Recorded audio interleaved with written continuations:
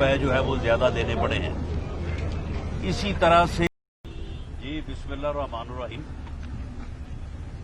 मौजूदा हुकूमत जो है उसको मासवाए अपोजिशन के खिलाफ इंतकामी कार्रवाई करने और या अपोजिशन के किसी भी रहनुमा के बयान को तोड़ मरोड़ के इंडिया के साथ मंसूब करने या इस किस्म के इल्जामात लगाने के अलावा कोई काम नहीं। एक बड़ा ही मुस्तनद जो है वो एनालिसिस हुआ है जिसके मुताबिक आटे की कीमत में इजाफे की वजह से जो है वो 950 अरब रुपए का जो है वो डाका डला है आवाम के ऊपर। यानी जितनी आटे की कंजम्पशन है उसकी कीमत के बढ़ने की वजह से आवाम को इन 2 सालों में 950 अरब रुपए जो है वो ज्यादा देने पड़े हैं। इसी तरह से 300 अरब रुपए जो है वो चीनी की मद में लोगों को ज्यादा देने पड़े हैं।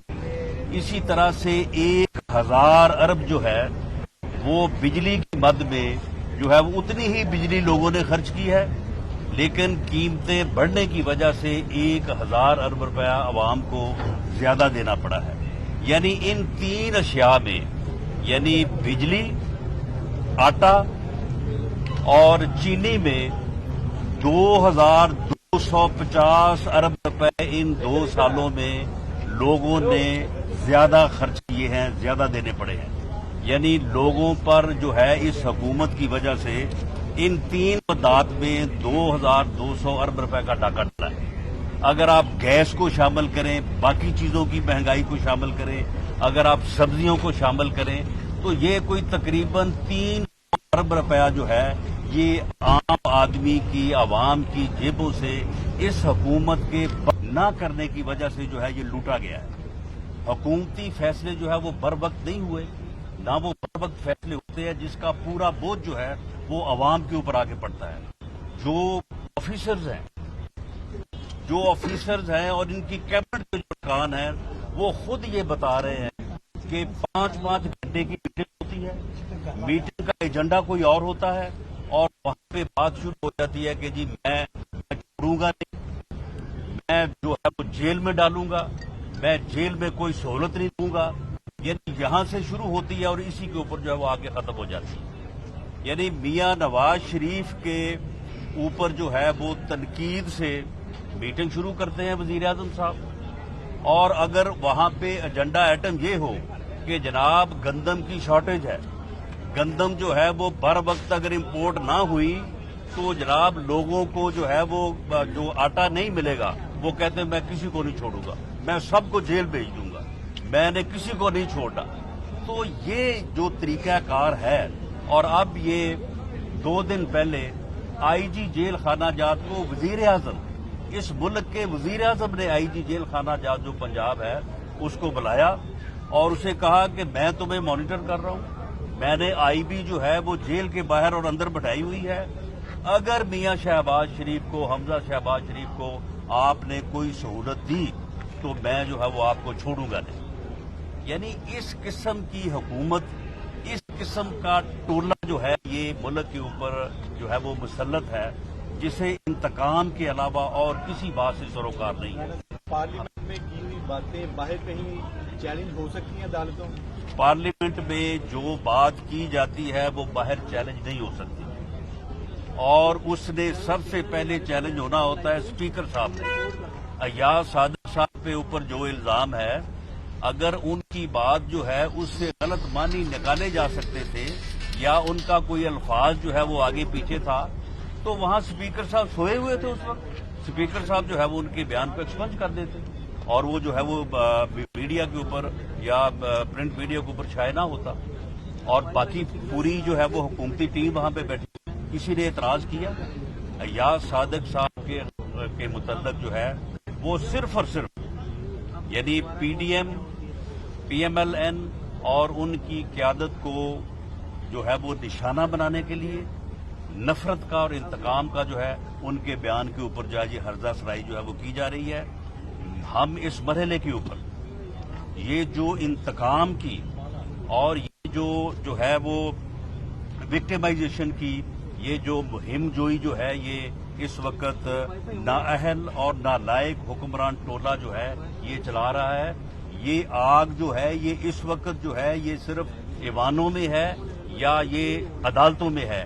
یہ آگ جو ہے انتقام کی آگ جو ہے یہ گلی محلوں تک جو ہے جو جب پھیل جائے گی تو پھر جو ہے وہ حالات جو ہے وہ کسی کے بس میں نہیں رہیں گے. میری چیف جسٹس آف پاکستان سے، چاروں ہائی کورٹس کے چیف جسٹس صاحبان سے، چیئرمین نیب سے، آرمی چیف سے، سب سے یہ اپیل ہے کہ وہ اس صورتحال کو دیکھیں کہ انتقام اور نفرت میں غرق ایک نالائق اور نااہل ٹولہ جو ہے وہ اس ملک کے اوپر مسلط ہے. اسے اپنے مخالفین اور اپوزیشن کے خلاف جو ہے اور ان کے خلاف جو ہے وہ روز نیا یعنی ترجمانوں کی ایک فوج ظفر موج ہے جن کو صرف اس کام پہ لگایا گیا ہے کہ آپ نے صبح 9-10 بجے سے لے کے رات 9-10 بجے تک جو ہے اپوزیشن کو گالیاں دینی ہے، اپنے پاس سے بیانیاں بنانا ہے اور وہ شروع ہو جاتے ہیں اور صبح سے لے کے شام تک یہی کام ہو رہا ہے. کوئی پبلک ویلفیئر کا کام نہیں ہو رہا، کوئی گورننس کا کام نہیں ہو رہا. ہر طرف جو ہے وہ انارکی کی سی صورتحال ہے. اس صورتحال کو اگر بر وقت جو ہے اس کو اگر نہ روکا گیا تو اس کے جو حالات ہیں وہ انتہائی جو ہے وہ گمبھیر ہو سکتے ہیں جس سے ملک اور قوم کا بنیادی نقصان ہو سکتا ہے. رانا صاحب فواد چودھری کا بیان بھی پارلیمنٹ میں دیا گیا، کیا اس میں پاکستان جو جنوری تک گرے لسٹ سے وقت دیا گیا اس پہ بھی کوئی اثر انداز ہوگا؟ دیکھیں، اگر آپ نے ہر بات جو ہے وہ انڈیا کے میڈیا سے ہی مستعار لینی ہے اور انڈیا کا میڈیا جو کہتا ہے اس کو آپ نے اپنا بیانیہ بنانا ہے تو پھر میرا نہیں خیال کہ پھر آپ کو کسی اور دشمن کی ضرورت ہے. اگر انڈیا کا میڈیا جو ہے وہ ایاز صادق صاحب کے کسی بیان کو اٹھائے اور اس کو پراپاگیٹ کرنے کے لیے جو ہے وہ ہماری پوری حکومت اس بات پہ لگ جائے تو پھر لازمی بات ہے پھر وہ فواد چودھری کے جب بیان کو اٹھائیں گے تو وہاں پہ پھر ان کی خاموشی ہے. میں سمجھتا ہوں کہ یہ روش غلط ہے. اپوزیشن کو غدار قرار دینا، اپوزیشن کے خلاف اس قسم کی انتقامی کارروائیاں کرنا، میرا نہیں خیال کہ دنیا میں کوئی ایسی مثال ہوگی کہ کوئی حکمران اس حد تک گرا ہوگا، اس حد تک جو ہے وہ نیچے جو ہے وہ انتقام میں گرا ہوگا کہ وہ اپنے مخالفین کو جھوٹے مقدمات میں، جھوٹے ریفرنسز میں جو ہے وہ جیل بھی بھیجے اور جیل بھیجنے کے بعد وہاں پہ انٹیلیجنس ایجنسیوں کو لگائے کہ وہاں پہ ان کو کوئی جو ہے وہ سہولت تو نہیں دی جا رہی. جو عدالت کی طرف سے سہولتیں دی گئی ہیں ان کو بھی جو ہے وہ ان میں بھی جو ہے وہ رکاوٹ ڈالی جائے. جو ان کی ملاقات رولز اور قانون کے مطابق ہونا جو ہے وہ ان کا حق ہے ان کو بھی جو ہے وہ روکا جائے.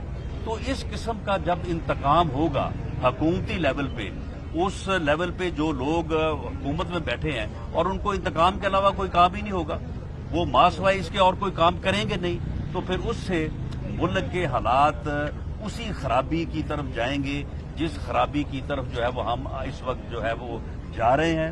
اس وقت کوئی گورننس نہیں ہے، لا اینڈ آرڈر کی صورتحال انتہائی خراب ہے اور یعنی قیمتوں کے اوپر کوئی کنٹرول نہیں ہے. مہنگائی جو کسی کا دل چاہتا ہے وہ کر رہا ہے اور حکومت کی طرف سے قطعاً کسی قسم کا جو ہے وہ کوئی گورننس کے اوپر کوئی دھیان نہیں ہے. ان کا دھیان صرف یہ ہے کہ صبح شام جو ہے کون آدمی جو ہے وہ اپوزیشن کے خلاف زیادہ بات کرتا ہے، کون آدمی اپوزیشن کو زیادہ گالیاں دیتا ہے. اور وزیر اعظم کا حال یہ ہے کہ پھر ان لوگوں کی تعریف کرتا ہے. یہ جو فیاض الحسن حیوان ہے اس کی باقاعدہ تعریف کی گئی ہے اس دفعہ آ کے کہ تم صحیح جو ہے وہ اپوزیشن کو گالیاں دیتے ہو، اپوزیشن کے خلاف باتیں کرتے ہو، باقیوں کو بھی تلقین کرتا ہے کہ باقی بھی جو ہے وہ یہی کام کریں. تو پھر جب انتقام اور نفرت کے علاوہ اور کچھ نہیں ہوگا تو میں سمجھتا ہوں کہ پھر اس ملک کا اور اس قوم کا کوئی مستقبل نہیں ہے. تو پاکستان اور چاروں ہائی کورٹس کے چیف جسٹس صاحبان کی یہ ذمہ داری ہے، کیونکہ اگر عدالتیں جو ہیں اس نفرت اور اس انتقام کے راستے میں دیوار نہیں بنے گی. اب آپ میاں شہباز شریف کا کیس دیکھیں کہ کس طرح سے جو ہے وہ پراپیگنڈا کیا گیا اور شہزاد اکبر نے کہا کہ جی منی لانڈرنگ ہے، منی لانڈرنگ ہے، منی لانڈرنگ ہے. اب سپریم کورٹ نے قاضی فیض عیسیٰ کیس میں منی لانڈرنگ کو جو ڈیفائن کیا ہے اس کے بعد دیر از نو کیس. میں نے 8 ماہ پہلے بھی کہا تھا کہ اس کیس کو آپ سسپیشس ٹرانزیکشن کا کیس تو کہہ سکتے ہیں, بینکنگ ٹرانزیکشن میں ریگولیرٹی کا کیس تو کہہ سکتے ہیں, لیکن یہ منی لانڈرنگ نہیں ہے. اب سپریم کورٹ کا بھی وہ فیصلہ آ گیا ہے, لیکن اس انتقامی ٹولے کی جو ہے حرکتیں جو ہے وہ اسی طرح سے ہیں.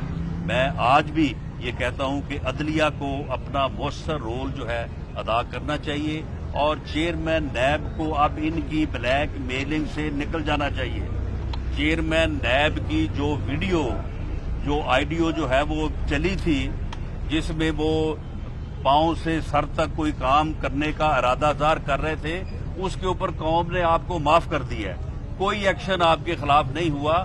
اب آپ اس بلیک میلنگ سے نکلیں اور اس بلیک میلنگ میں آ کے غلط ریفرنسز اور غلط وارنٹس جو ہے وہ سائن کرنے بند کریں, ورنہ یہ ملک اور قوم کے لیے جو ہے جو آپ کر رہے ہیں 11 ماہ بعد پھر آپ کو بھی جواب دینا پڑے گا اس قوم کو.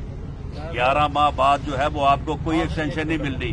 یہ آپ کو جھوٹا نعرہ دیا جا رہا ہے کہ آپ کو ایکسٹینشن دی جائے. مریم نواز آج جیل میں ملنے جا رہی ہیں میاں شہباز شریف کو, کیا وہ ڈفرینسز ختم کرنے جا رہی ہیں یا کوئی ویسے ہی چچا کو ملنے جا رہی ہیں؟ مریم نواز صاحبہ جو ہیں وہ میاں شہباز شریف صاحب کی بیٹی ہیں. وہ اپنے یعنی والد سے جو ہے وہ ملنے جا رہی ہیں. ان کے کوئی نہ ڈفرینس تھے نہ ان کے ڈفرینس ہیں.